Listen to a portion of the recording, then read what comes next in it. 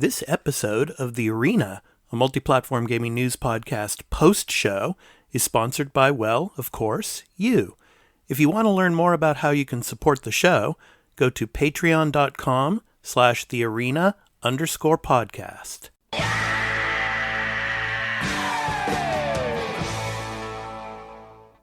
Hey, all you patrons and viewers and listeners. This is The Arena, a multi-platform gaming news podcast, episode 60 post-show. I'm your host, Expat, along with my co-host, Burley of Burleyman Gaming. How you doing, man? Doing good. You?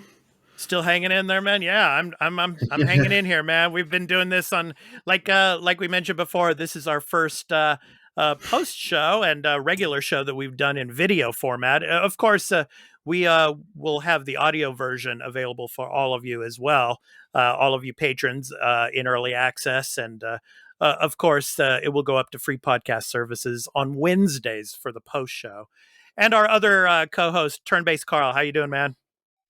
Good. Keeping that energy up. Keeping that energy up. Was that Arizona you were drinking earlier? Mm-hmm. Arizona? Mm-hmm. Yeah? It's still the thing I'm always drinking. I guess since you're seeing me now, you're going to see one of these pretty much every show. So. Yeah. Cool. Yeah, probably. Yeah, like my Monster Energy. You'll probably see that once in a while too. But yeah, I have my tea now. And it's pretty cool that these tea bottles, as you can see, they don't have the labels on them. We get them in boxes from, it's kind of like a distribution service here in Japan. It's called Cope Deli. And so you get like a whole case of boxes with, they don't have this is oolong tea, but it doesn't have any labels on them. So environmentally friendly. Yeah. So that's got the spiritual opium in it. That's why. Yeah. Trust me, I know my spiritual opium. I am the expert here. I like the oolong tea. It's good. I'm a fan. All right. Let's start the post show. Of course, Halloween's tomorrow, and want to talk about our Halloween memories from our childhood. So this doesn't have to deal specifically with games, because of course here on the post show, we don't just talk video games, we talk about anything and everything. So yeah, memories of your childhood Halloweens. I'll start. I remember when I was, like in high school, I used to dress up as like a lumberjack killer. I used to have a huge like strobe flashlight, and I used to chase kids down the street. I would slowly walk from like a long distance, and then they would look back, and and then I would start getting faster and faster, and then I would run up to them because I knew who they were, and they'd be screaming, and then I would grab them, and then I'd take my mask off, and I'd be like, yeah.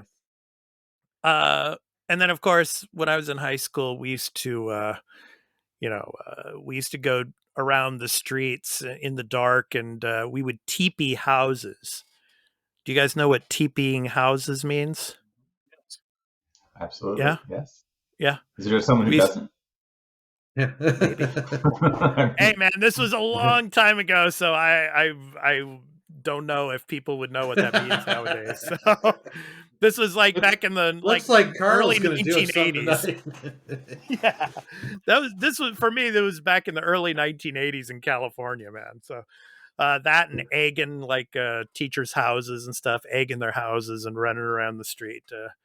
But it's Nice. like I remember, like when I was in college, and after that, after my wife and I were got married, and we didn't want to deal with trick-or-treaters coming to the house, so we would just go out to dinner on Halloween evening and then go see a horror movie or something, So those are my kind of like Halloween memories. When I was in college, I was a basketball player, so basketball team and we would have like a horror night of movies. We would show like classic horror films and stuff. So, it's really old films. I mean, because when I was growing up as a small kid, I don't know if you remember a TV show called Creature Features. Yeah, I've heard of it. There was a show called Creature Features. Bob Wilkins was the host of the show, and he would show horror films every Friday night. And then Bob Stanley took over after Bob Wilkins left. But I used to love watching that when I was a little kid, watching the classic 1960s, 1970s horror films, and like the horror films from the 50s and the 40s, like the Lon Chaney's and the Bela Lugosi films, and the film that freaked me out the most when I was growing up was not the original Night of the Living Dead from the year I was born in 1968. Shows you how old I am, yeah, but. That movie, man, gave me nightmares for a while. Yeah, but generally, I've loved horror films. My favorite horror film of all time, obviously, is The Shining. Love that film, the original Shining. Yeah, so Not of the, course, the Stephen Ayer miniseries. no. No. What was it? Dr. Sleep, I think it was. Dr. Sleep with Ewan McGregor. It was kind of the sequel to The Shining. But did you guys watch Dr. Sleep? Yes, I have not. I highly recommend it. Very good. I'll be honest. Yes. I have not seen the Shining all the way through. Yeah, you don't need to. They kind of give you the gist of what you need to know. I mean, okay. It's a very different feeling movie, so like it's not really important. Okay. Burley, just watch the last hour.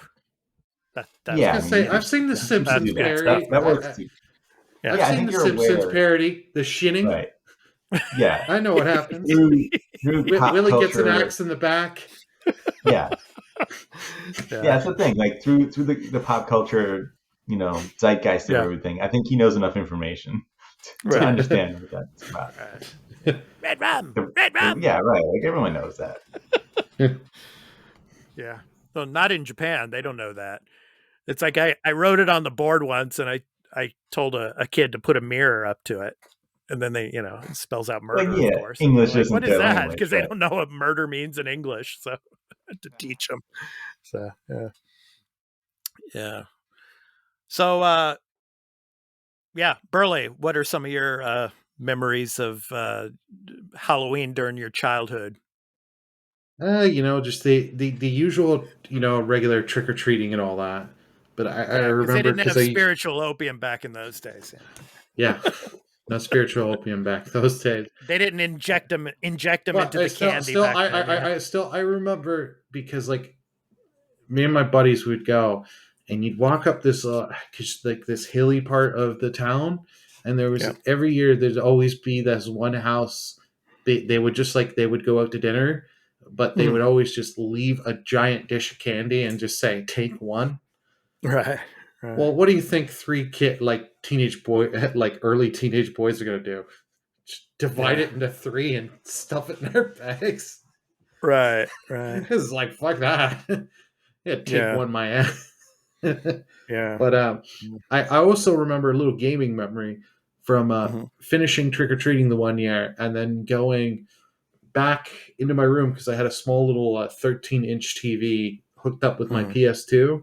I'm playing the first Dot Hack GU Volume 1, beating the optional boss, the doppelganger boss, just sitting there and trying that out and figuring it out and beating that. Cool. Carl, I have a question for you with, you have a young baby. I mean, how do you feel about Halloween moving forward for your child? Do you feel safe taking a child trick-or-treating these days in the U.S.? Or is it more like, okay, we're going to go to the shopping mall because that's where everybody else is going? I mean, yeah, it depends on the neighborhood. I would do it in my neighborhood because actually it's a nice, it's a gated community, as most places are here in Florida. So that's not like anything unique or special. But my particular one is that we walk around the neighborhood all the time, and there's a lot of kids, a lot of people having fun and playing. So I think it would be a good area to do it. It all depends on where you are. Okay. When I was young, I lived in a suburb area, and we walked around the suburbs, different streets, and we went to house, and it was fine. I back where I'm from, I would still today do it. I don't think things are much different enough. I don't think a lot of people are doing it because there's just this fear going on as far as poisoning candies and stuff. And those stories are kind of nonsense. Like they're they're like very few and far between. And they're isolated. Yeah. There was, I don't remember the details, but there was one very specific one when I was young that happened that turned out to not actually be really true, but it's something that like spread like wildfire and freaked everyone out. So like, I don't know, people don't do it a lot. Yeah, there was here in Japan, there was a boy about 25 years ago who went to the San Francisco Bay Area where I'm from, and he went to a house and he pointed at his fingers at the owner when the owner opened the door, pointed his fingers like he had a gun, and the owner had a shotgun and killed him. Yeah. And that has never been forgotten here in Japan. Even though Halloween is, it's become more of a cultural phenomena here in Japan. I mean, kids dress up. I mean, at the schools, they have Halloween parties and they give candy and everything like that. But students are going to go overseas. They're always, especially at that time of the year, they're always told to, be careful and don't do what happened, in that incident. Because don't do finger guns. Right. You never know what's going to happen, man. Yeah. So especially in America. I'll always remember that. Yeah. Nah, that's insane. Like, does this person not know what day it was? Well, he just wasn't culturally aware of what was going on, I think. Yeah, that's weird. I guess that's you're saying that's common. He's probably on his 5th fucking beer.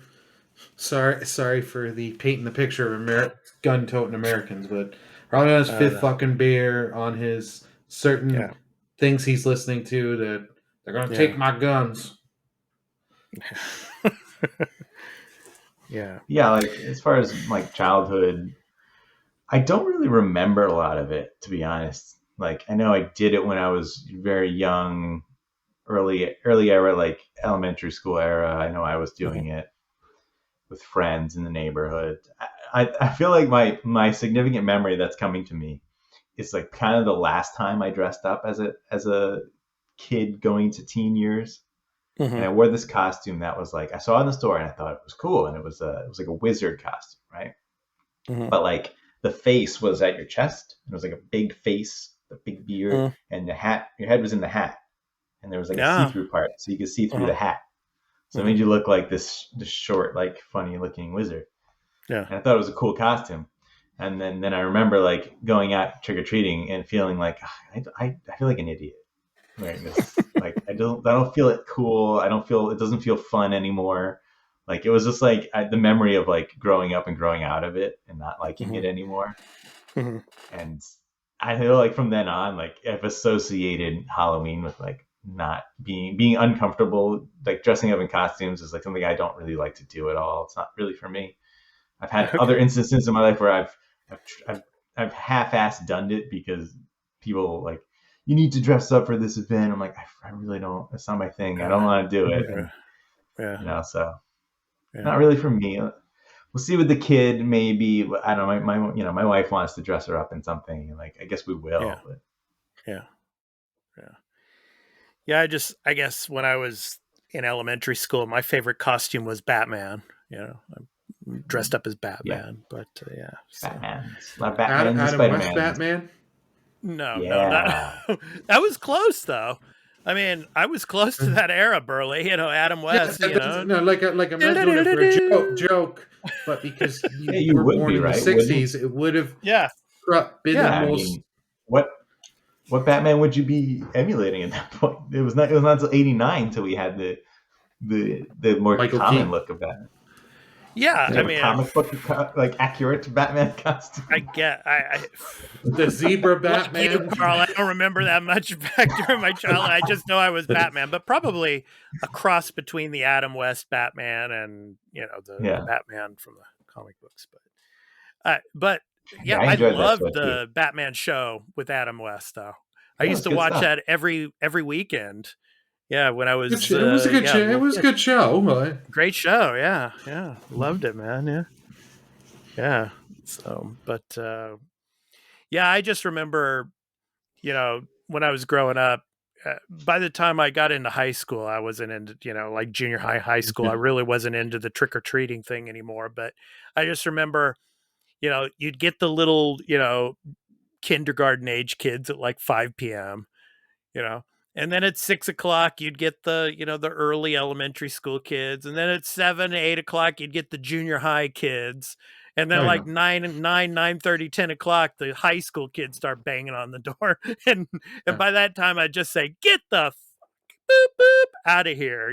It's like, either that or by that time, my friends would come over and then we'd go out and we'd do our thing. You know what I'm saying? But, yeah. And then some of my friends, they set up like their houses and like a haunted mansion. They would set up their front yard like it's a graveyard, and a couple of the kids would like throw red paint all over the place. And, like when kids were coming up for trick or treating, they would jump up like they were zombies or something, So there, I don't know what it is, but here, because it's a gated community and there's a homeowners association.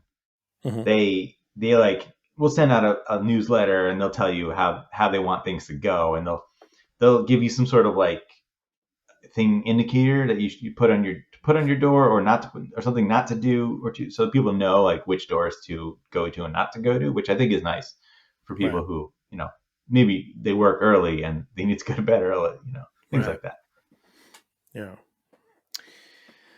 Okay, so one more story, and this was in the news this week, obviously, and it's not related to Halloween or anything, but we know Facebook changed their name to Meta. So Mark Zuckerberg, he thinks he's going to create the metaverse. He's probably in this dream world of Ready Player One, and thinks that he's going to be the actual guy from Ready Player One that creates the metaverse now. What are your thoughts on this? I mean, I hope this hits the shit can. I really do. I hope Facebook just flops. I don't think a guy like Zuckerberg or Facebook deserves to be in a place to create something like this. And honestly, I don't even know if something like the metaverse can actually be created, really. The way that society is going with social media and all right now, I mean, the metaverse would be the end of it all. I mean, really. I mean, it would be the epitome of social ineptness. So what even is this? I don't even know, because I didn't pay any attention to anything he ever said. What is metaverse supposed to be?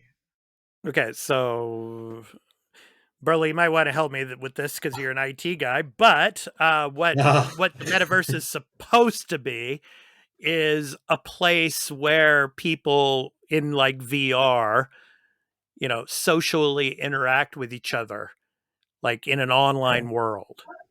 That's what the metaverse is supposed to be. So like those avatar things that I remember he showed? Yes. Okay. Yeah. Yes.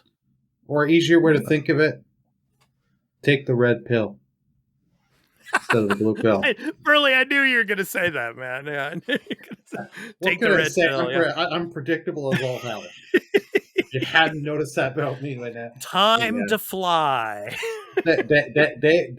This thing ain't gonna go well.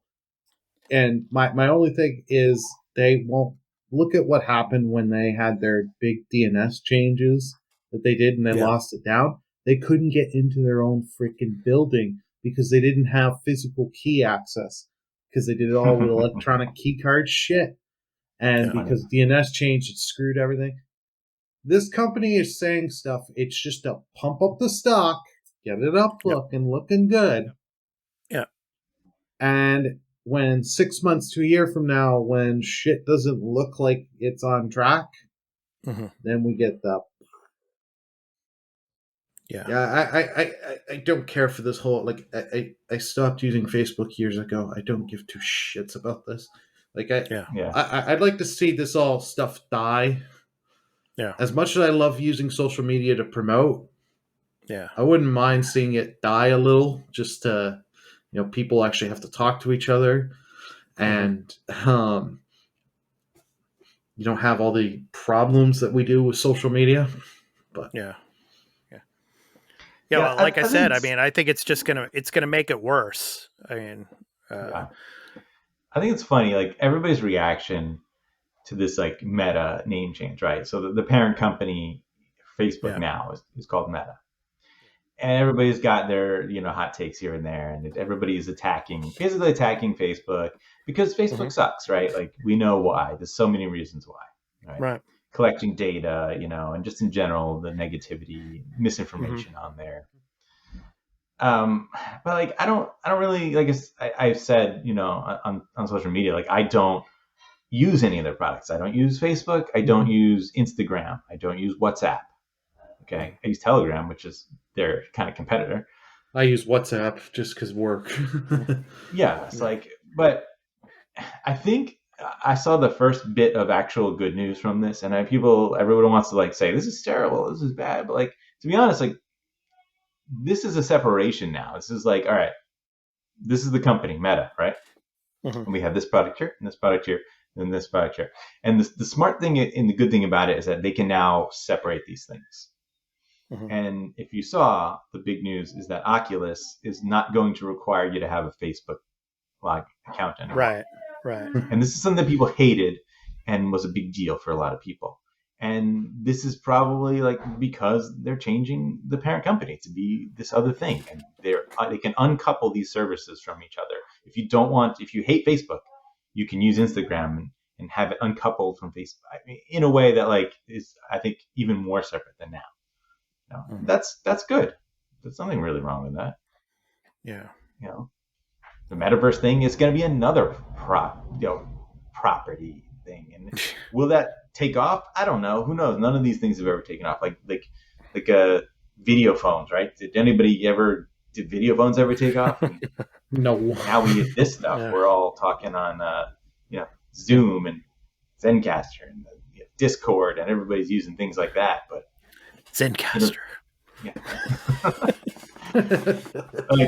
There will be some people who will want to do a sort of virtual communication, and if they're the first ones to get it working and it's an interesting product, then they might be the ones to make it happen. Who else is really trying it? Yeah. Hey, Carl, this will be our last topic, and Burley and I, of course, we talked about this. But since you were off last week, wanted to get your take on the Uncharted trailer. How did you feel about the Uncharted trailer that came out? You know what? It looks like Uncharted to me. I mean, I've only played Uncharted 2, which people say is the best one. I don't know if that's still the case. I don't know. That's my opinion. 2 is the best. So, and Uncharted is, the video game equivalent of a popcorn flick. I mean, that's what it is. It's not. There's not a lot of depth to the Uncharted video games. So I don't know what you're expecting to see more in the movie. If you're expecting to see, deeper story, deeper characters, like why would you think that? Like that's not what Uncharted is. Uncharted is a straight up like action game with amazing, set piece moments. That's what you're gonna get out of this movie. The worst thing, the thing I think I hate the most about the trailer is Mark Wahlberg. I think I don't like him. I think he's not really a very good actor in most cases. I was waiting for Burley's reaction there because Burley's. I like him in the other guys. Do you see the other guys? That's the one movie I'm like, yes, Mark Wahlberg. The other guys. That's kind of it. You know what? I'm not a huge Mark Wahlberg, but for dumb action flick, he's perfect for that kind of stuff. He a few years ago could have done a good Nathan Drake. He cannot do Sully. I don't buy him as Sully.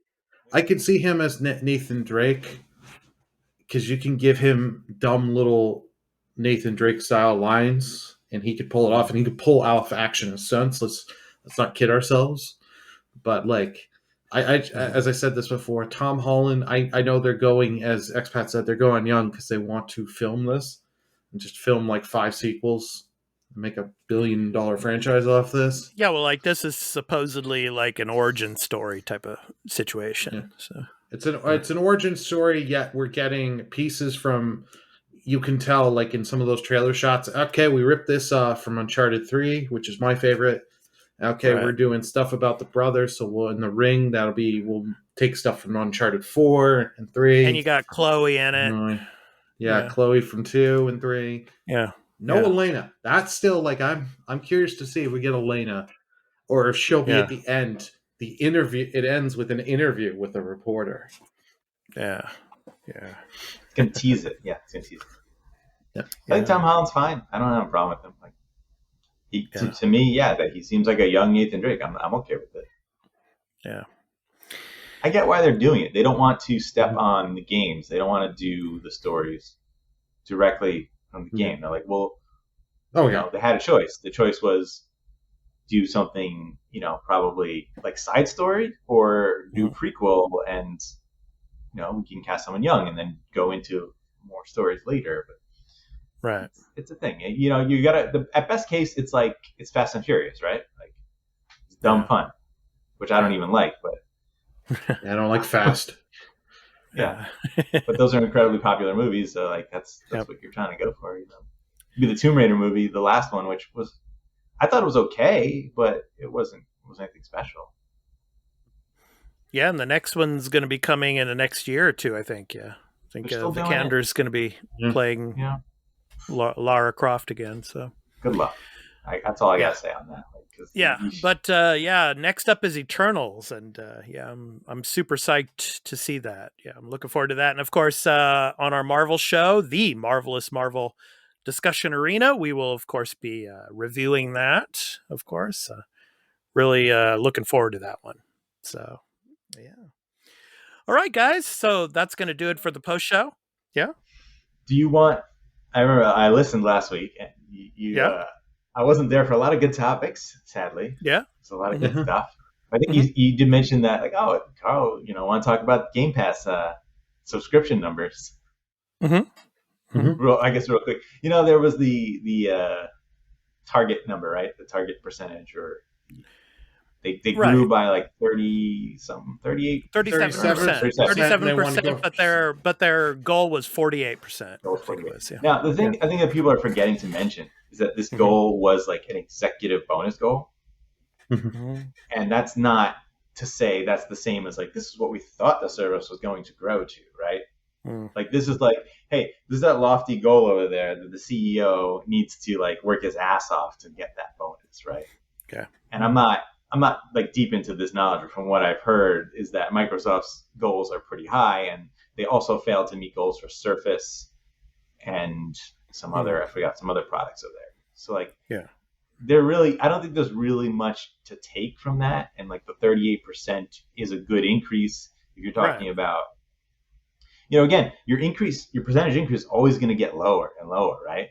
Because if you have 5 million stubs and you grow to 10 million, you get 100% growth, right? But then if you get another 5 million from 10 to 15, you had 50% growth. Right. So, like, you can't look at these numbers and say like, oh, it's a smaller number. It's not great. No, it doesn't mean anything. I mean, all in all, they're still growing. I mean. That's the main point. Now they haven't told us the sub count, so like I do think it's less than 30 million because that number was put out there, and they kind of like no, our last number was like 18 or something, and like they didn't want to talk about it. And I think that's because Halo Infinite was supposed to come out last year. Yeah, and that would have drove a good amount of subs. Right. So I don't think they want to talk about the sub numbers until after Forza Horizon 5 and Halo Infinite. Yeah, especially around Christmas time. Yeah, we'll see, if those subscription numbers spike or not. Yeah, end of the year they'll be like, they could mention something at the 20th anniversary if the number is something they want is like a nice sounding number, right? Like I think if it's 20, I don't know if that's enough. No, it's got to be more than 20 because they're at 18. So, like, if they're at 25, is that enough? Are they going to want to say that? Does that sound big enough? Or do they want to wait till those two big games are out? Because that's going to push subs. It's just true. Yeah. I would imagine they're probably going to wait until after the 2 games come out. Probably in the first quarter next year, they're going to announce something, maybe. So yeah, I think so as well. Yep. Okay, so that's going to do it for the post show. So I've been your host, Expat, along with my co-hosts, Burley of Burleyman Gaming on Twitch and Turn-Based Carl. We hope to catch you in the next one. So, of course, this is going to go up. Yeah. Wow. This is going to go up in early access for... Going to beat her away. TP, yeah. For the first day in early access, and then it will unlock, and then, of course, it will go on Wednesday to free podcast services, the post show here. So take care, everyone. Happy Halloween. Peace out. Bye. Bye.